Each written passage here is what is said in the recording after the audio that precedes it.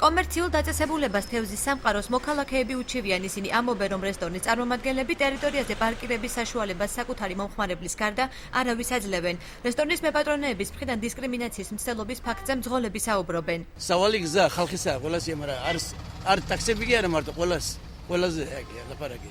არც ეს არაჩერები, არც ეს მანქანას. ნაყიდია, მე მაგ ნაყიდიო.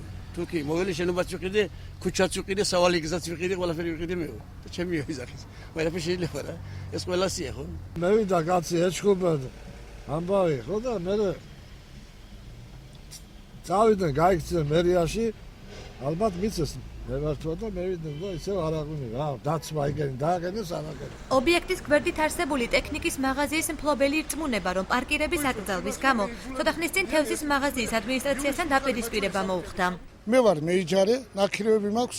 კავაჩერე მოვიდა დაცვის წარმომადგენლებმა, სადაც მანქანები უნდა გაიყვანოს სასწრაფოდ, რა მიზეზზე რა ეს ტერიტორია შესყიდული აქვს აი ამ თურქებს.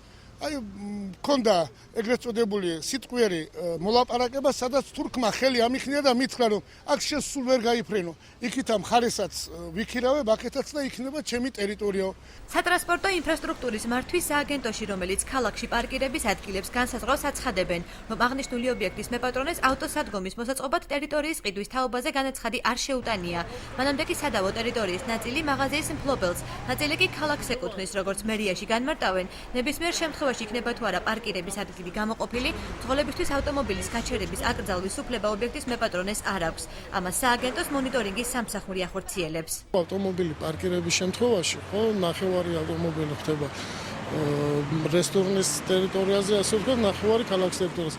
ჩვენ ვიყავით, გავაფრთხილეთ ადმინისტრაცია, რომ ხელი არ შეუშალონ მოქალაქეებს იქ პარკირებისთვის. იმ შემთხვევაში თუ არაჩერებინებს ან რაღაც წინააღმდეგობის გაწევას აქვს ადგილი ან რაღაცა, ამ დროს მე მგონი არის სამართალდამცავს უნდა მიმართონ და უკვე ისე უნდა გადაწყვიტონ. ჩვენ ვცადეთ აღნიშნულ საკითხზე მაღაზია თევზის სამყაროს წარმომადგენლების არგუმენტები მოგვესმინა, მაგრამ ობიექტის დაცვის თანამშრომლება ამის საშუალება არ მოგვცეს.